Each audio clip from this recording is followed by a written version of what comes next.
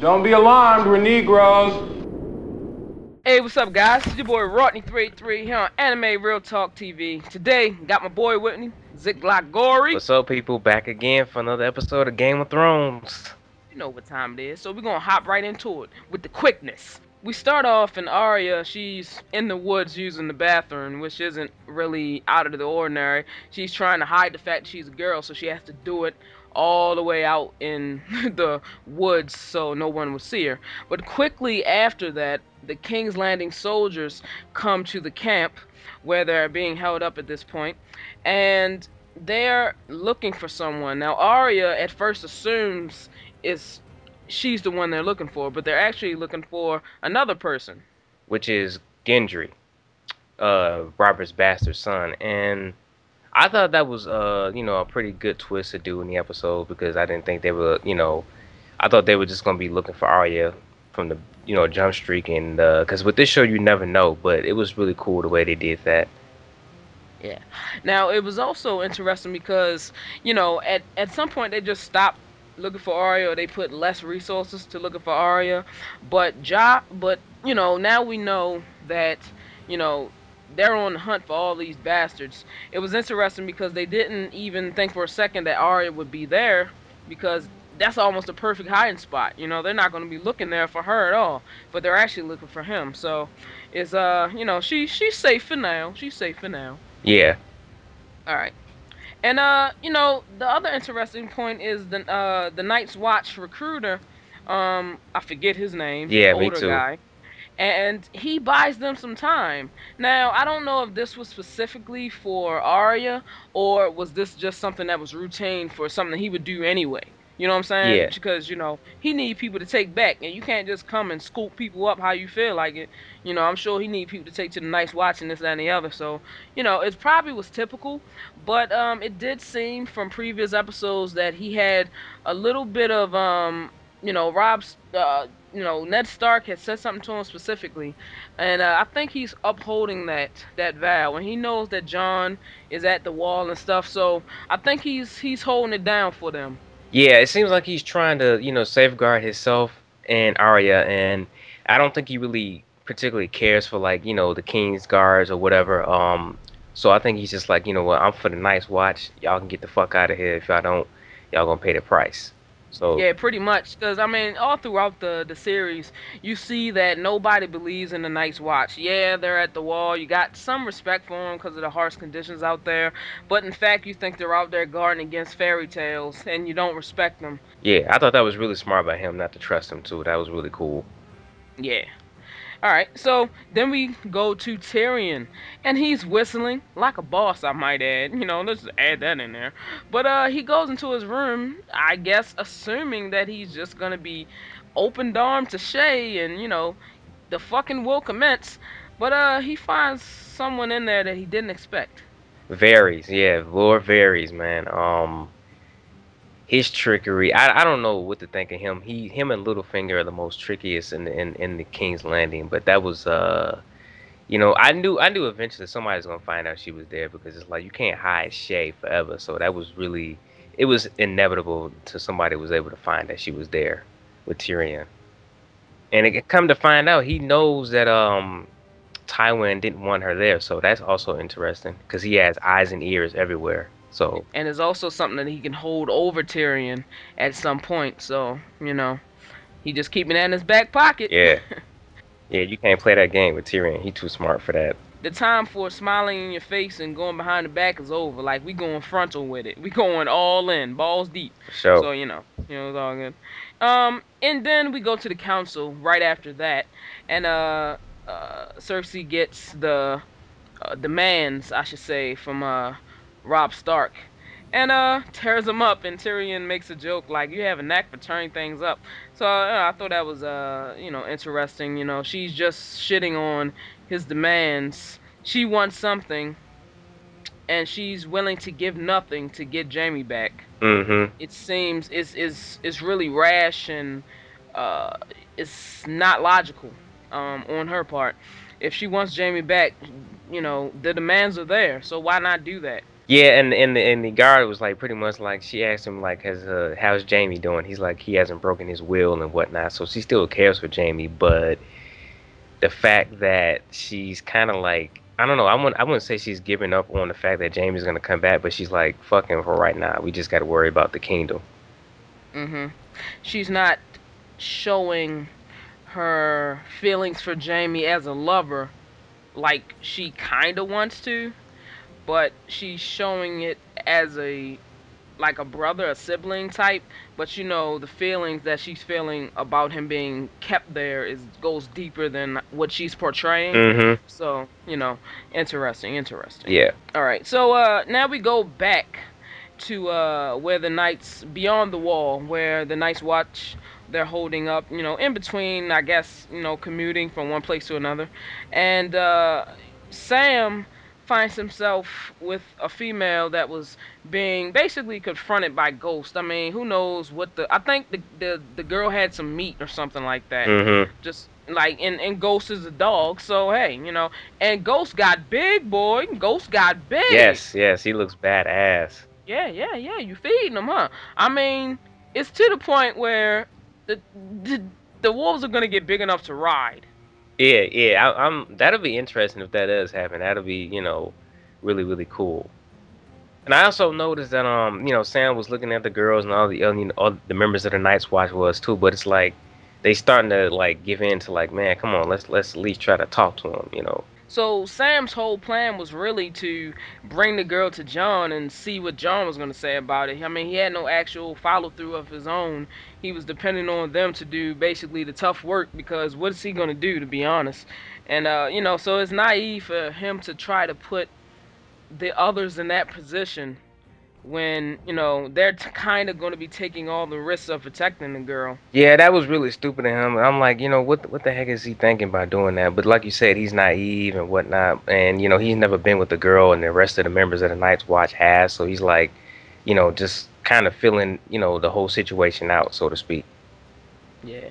Okay, so now we cut on to Khaleesi, and they're just hot, sleeping, just dying of fucking thirst. And a horse comes back, and what they thought in the distance would be one of their riders coming back with good news, hopefully. But he came back chopped up in a bag strapped to the horse. What's up with that, man? Yeah, that was really crazy. I don't know what's up with that, but I'm guessing that they're starting to find more people, and Jura, or yes, Jura. Sorry about last week. I pronounced it Jura, but it's Jura. He was like, there might be some other people out there, so maybe Khaleesi was like, you know what, the fact that they chopped off the blood of my blood's head, they're gonna pay for that. So she's getting meaner and meaner. She's not taking no shit, and I can't wait to see where that storyline goes. Yeah, and plus, yeah, they chopped off the ponytail too. Yeah. Which is, the Dothraki thing. So it leads me to believe that the new, Khalasar probably did it to him. Because who else would even care to chop off the ponytail, but Dothraki? Exactly. So it's the new Dothraki pretty much, and he came there, I guess, expecting open arms or whatever, and he got his head chopped off. So move on from that. Didn't see the dragons this episode. No, we did. Yeah, they kept it secluded, and the horse. I also found it interesting that the horse could find him too. He has a good sense of direction, so they're well trained. Yeah, I mean, I think what was done was the horse was dragged out to a certain point Mm-hmm. by the people who killed him, and was smacked on the ass and told to run that way. Yeah. And I think that's what happened. But horses can find their way back, so let's that's not off the possibility. But they clearly wanted to send Khaleesi a message by because you could have just killed him and took the horse. I mean, Exactly. So all right. So yeah, and then we go on to Theon Greyjoy, and he's going to the Iron Islands to see his father for the first time in what, 10 years? Or Yeah, I think he said 10 years. very long time. And he and they are not impressed when he lands, pretty much. He's pretty much expecting to be treated as royalty, but it being shitted on. Quite profusely, and he meets up with a woman, seemingly attractive, offered to take him to the castle, just a random woman, I should say, so he gets a little touchy-feely, I should say, Sure. he put the pimp game on, he puts it on, so he gets to the castle. His dad chews him out and is basically disappointed in his whole attire, his whole decor. You can tell that his father is looking at him as if he's forgotten where he's come from. And, I thought that was interesting. But we find out that the lady was none other than who? His sister. Ugh, Yeah, he was like, that look on his face is like, the fuck, man? incestuous. Yeah, but I'm starting to become suspect of Theon now because Balon Greyjoy, Lord of the Iron Irons, he's like, how do you feel about Ned Stark being dead now? It's like, now that he's dead, he kind of gave him that hit that you should come back with us now. Fuck the Starks. Come back with us and chill. I mean, not chill, but just come back to your family. Forget the Starks. You're not a Stark. You are a Greyjoy. Yeah. And the thing with his sister was it just it just ballparked it home. It just hit a home run in the fact that he has totally forgotten where he's come from. He came there expecting it to be just easy as riding a bike. Everyone's gonna know me and everything. He didn't even recognize his own sister. That doesn't say that he just has lost touch with his roots of where he comes from. It's it says it right there. So that's going to be interesting development. I'm wondering if he's, like I said, I'm becoming suspect of him if he's going to betray the Starks or what? Because the idea of the Starks splitting up, you got Catherine who's going off somewhere else as well, So it's like the fact that they're all splitting up, I'm not really happy about that. So some fucked up shit is going to happen. At least that's the way I'm seeing it. Yeah, cause I'm thinking that to regain his father's loyalty and trust in him, he's gonna probably end up betraying. Or the other option is that his sister had a very sinister look, as if was looking at him like, after they found out he was his sister, looking at him like sizing him up, kinda like, I could take this motherfucker. Mm-hmm. The way she was looking at him was kind of creepy. Yeah, because Balon is pretty much like, no, I ain't bargaining with them Starks. I don't give a fuck about, the war and with the Starks and King's Landing and all that. That ain't my problem. So, Yeah, that's good shit. Okay, so let's move on to the brothel. And it's interesting because Roz seems like she's the whore's whore. I mean, if anybody's the best whore on the planet, she's a good job. You know what I'm saying? right. And the thing that happened with the baby killings, really shook her up, which I was surprised because I would think that shit like that happened all the time. But it shook her up kind of. So some situation happened with a client.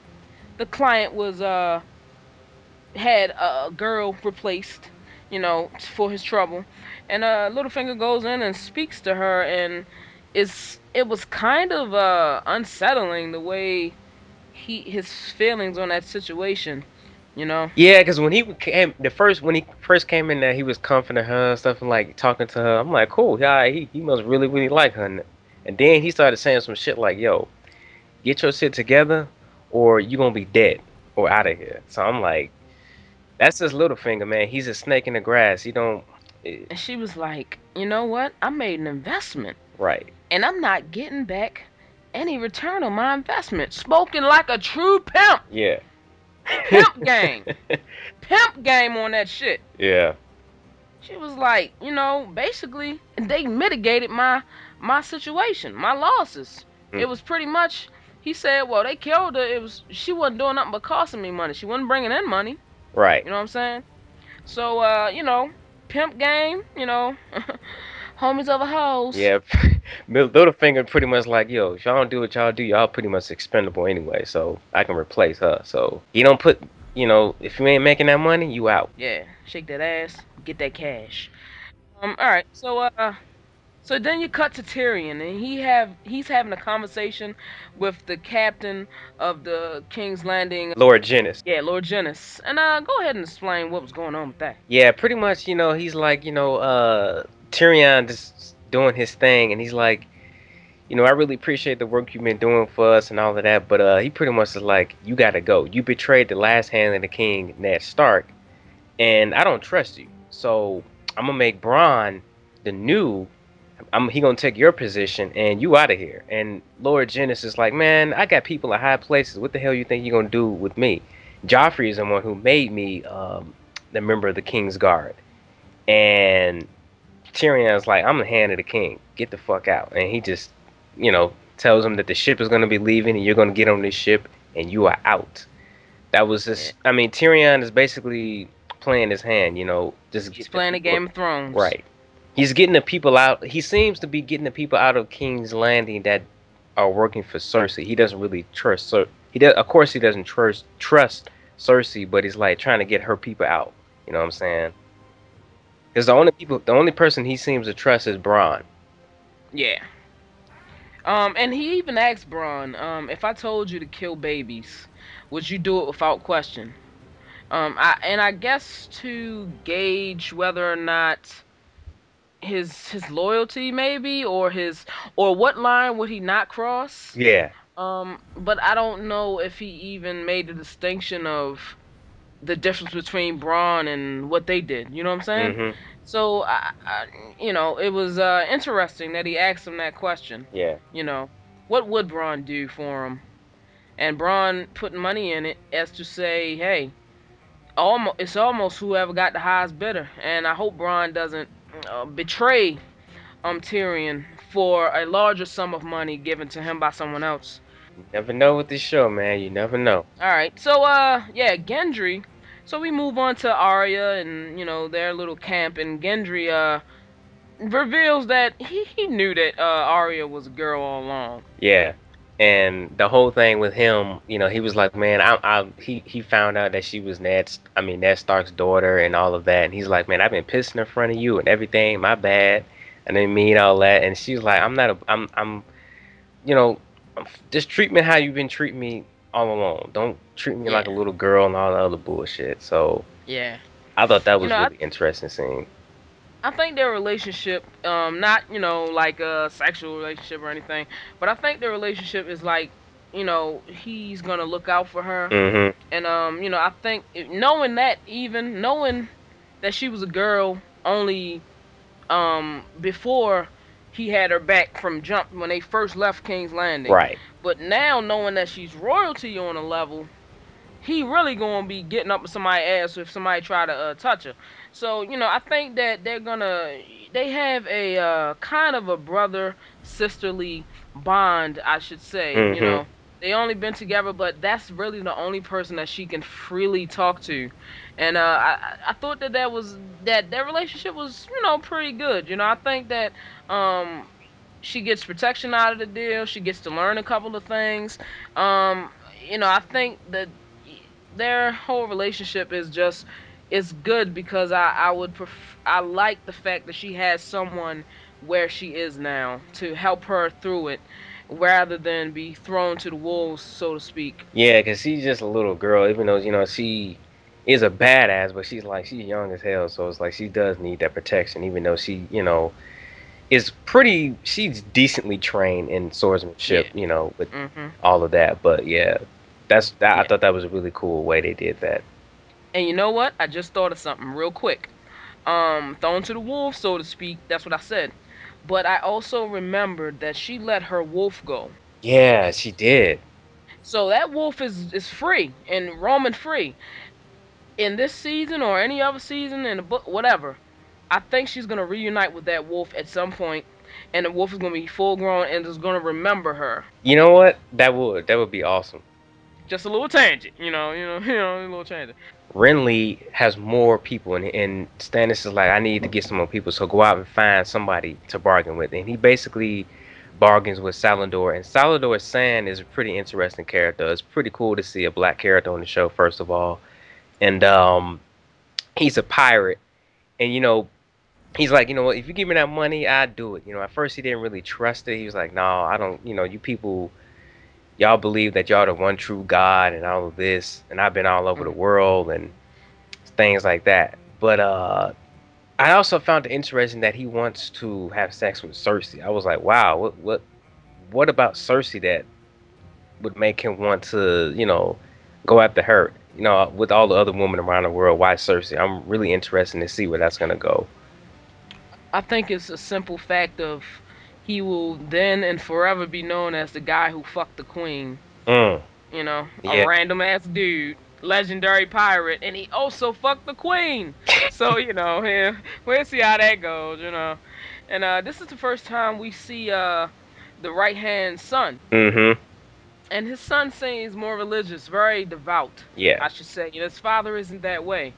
I could take it as when you see a lot of things that his father is seeing, battles, killing, stuff like that, you probably tend to not believe in faith as much as you do your own actions and what you can do physically, to help the situation. So I can see his points. So then we go to the scene where Tyrion and Cersei sits down, and they're basically talking, and they find out. Tyrion basically finds out who exactly gave the order to kill Robert's bastards. Who was that? It was Joffrey. And like we said in the last episode, she is losing. She's pretty much lost control of Joffrey, and it didn't seem like the look on her face was like I didn't really want to do that, but I gotta sit here and I gotta take this shit from him now. So what the hell you expect me to do, Tyrion? So Yeah. you know, Are you asking me would I have done it? No, but this is the Game of Thrones, so we fall back on that logic for everything that we do bad to people. right? So also, it's revealed in more detail, I should say. Cersei reveals on just why she hates Tyrion so much, or what she's holding Tyrion responsible for, that she just have this hatred for him. And it's pretty much the fact that you know when he was born, their mother died giving birth to him, and it's like, man, fuck you, Cersei, man. Look, it wasn't her fault. She gave birth to Tyrion, and she just happened to die when it happened.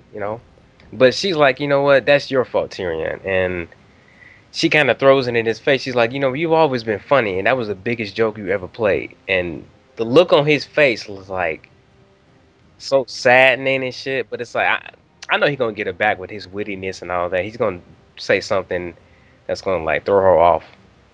That actually got to him, and I could see it. Yeah. I could see it. That actually got to the man, and for all the dwarfs and little man and imps and all of that, he can hold that shit. He can hold that shit on his chest. But that shit kind of really brought it back to kind of hurt him some. We cut to Stannis again, and Stannis is in his chambers or in his room where he's developing his battle plans, and the right hand is telling him, okay, yeah, we got this guy to like be the captain of the boats that we need so we can go from here to here. It's all good, we're going in. And Miss Alandra basically gives a stare and stops the whole meeting at a standstill.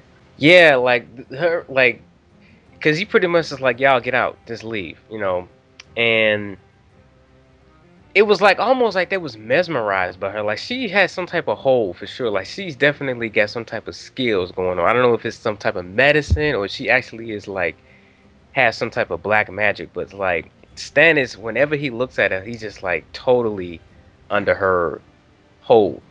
And she's like, she starts taking her clothes off and whatnot.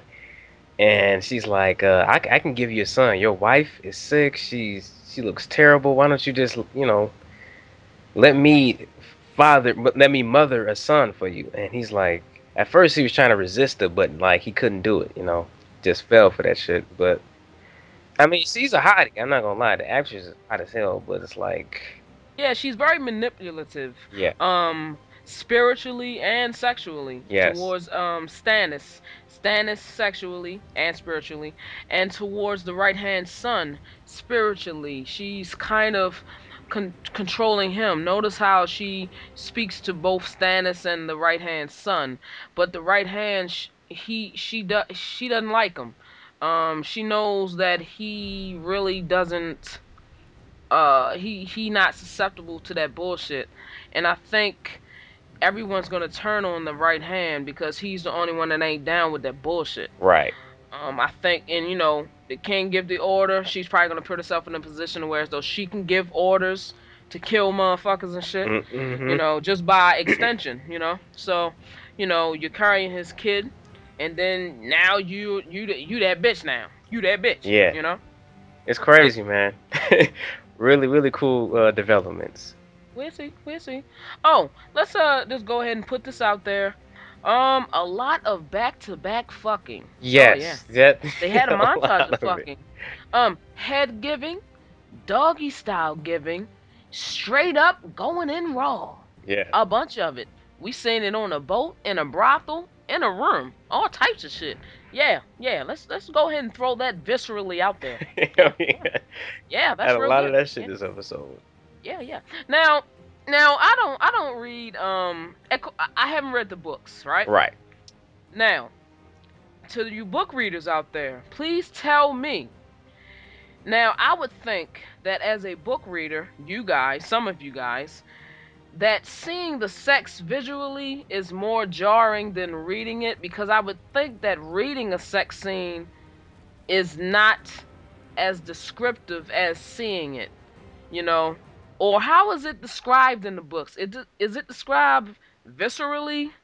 Oh, he ejaculated and thrust, and he bust all over her face, and like, is it really explained like it is on there? Oh, he's panting heavily. The girl is giving him lip service. Yeah. Type like I'm wondering how it's described in the books. That's a good question because it's like this shit is like pornographic straight up. It's like Cause sex is sex. I mean, right. if you see it on screen, it's sex, like we know, porn and stuff. But in the books, how visceral is it? Cause I seen one person, they said that Renly and his gay guy, Right. they said, I was disgusted on how they overplayed the sex of them two in the show. In the books, it was more subtle. The comment was something to that degree. So I'm like, huh. So it don't describe the slurping sounds of him giving another dude head. It doesn't. I would think that that would be the most visceral experience, but evidently it doesn't. You know what I'm saying? So, and it was a girl. It was a girl who said that. So Mm. I was that's at what point back then that I saw that for whatever reason it's not, them showing it visually is more powerful just by default. But in the books, you're reading it and it's like a casual time skip sexual thing. I don't know. But you guys can tell us down there. Yeah. You guys can down there. Is now we go back to where the Night's Watch soldiers are being held up. And what's his name? Craster. Craster. Yeah. So he's basically the king of that region, or the ruler of that region. He's allowing the Night's Watch soldier to stay there. Now, earlier, one of his wives slash daughters, incestuous and pedophilic, alluded to the fact that something will happen to her baby if he finds out that it's a boy or whatever. Mm. So that plants the seed of in John to where as though he notices later on when Craster is going out into the woods with a baby. So he proceeds to follow them and tell them what he found. Pretty much he found that, Craster left the baby and it looks like a wildling or something comes to pick it up. Now my guess is that White Walker. yeah, well, they call them wildlings. I don't know if it's a White Walker. The wildlings are just people who live outside of the wall, like Asha or those type of people, barbarians and shit. Right. But the White Walkers are like the supernatural blue-eyed. Right, exactly.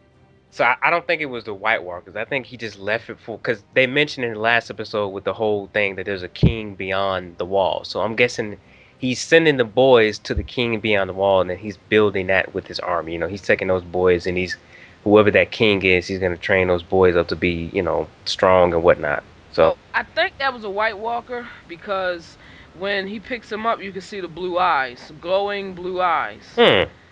So I think that was a White Walker. You know what? I didn't notice that. You might be right though. Now and then, well, we're gonna double check and we'll correct if we're wrong, or you guys can tell us what you think. I think it was a White Walker. My first guess, assuming that it was a White Walker, because that's what I initially thought. Assuming it was a White Walker, my initial reaction would be the initial reaction of anyone. They're obviously eating the babies. You know what I'm saying? Mm-hmm. But to be more, you know, outside of the box, maybe they're taking the babies and training them, growing them up or something, or giving them to someone so they can grow up and be, soldiers or some type of, kind of what you said, soldiers or something like that. I don't know if they're just eating the babies, because you can just eat anything. You can eat any fucking meat. Maybe the babies are more tender. I don't know. They are more tender by default, though. Yeah. Yeah, it's like soft shell crab. And then pretty much at the end, he comes back. John is hiding out. He sees that and all of that, and then Craster comes back and hits him on the head. So it's like, oh shit, some shit about to go down. So nobody's safe in this show. That's for sure. Nobody's safe. And you know what? Where the fuck is Ghost? Because Ghost gonna get up in Oh that ass crack. yeah. Real good. Yeah. Yeah. He gonna get up in that ass crack. Yeah. So, we'll see. Yeah, where does Ghost go? If he's if he's not with John every time, like he's just walking around freely and nobody has any reservations about a big ass wolf the size of a lion just walking around freely with nobody mending to it and shit. Yeah, but he's done that before though. Like he's gone off on his own and brought back some arms and shit. So it's like, I don't know. He tends to wander off, kind of like Jon Snow. It's kind of like that whole thing with the last episode where we had, I forget Rob's Wolf's name, but they kind of have like this link. Their personalities Yeah. are very similar.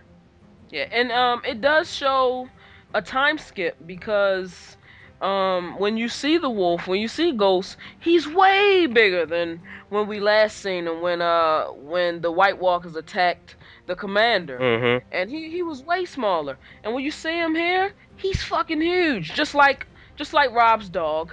But just like Rob's wolf, I should say. But, he's pretty huge. So, some time has passed. But we know from last episode that, about 3 months have passed since this all happened. Right. Yeah. So, or something like that. A couple months or whatever. So, yeah. It's good shit, man. So, this episode was awesome. I mean, what you gonna say? Exactly. So many good things set up. We didn't see every character. Joffrey wasn't in it. Some other characters, Renly, but really, really good episode. Looking forward to the next one. Bran was in it. No Bran, no Asha, none of Winterfell. Yeah. But to be fair, they were in last week's episode, and this week we got new characters. We got the Greyjoys. We got those characters in. So it kind of balanced itself out. Mm-hmm. So yeah, this is Rodney383. Holla at your boy. It's your boy Ziploc Gory, the Gory Knight. See y'all next week. We be going in. Our shit be long, but it's good for you. It's good for you. Sure. All right. Peace. Peace.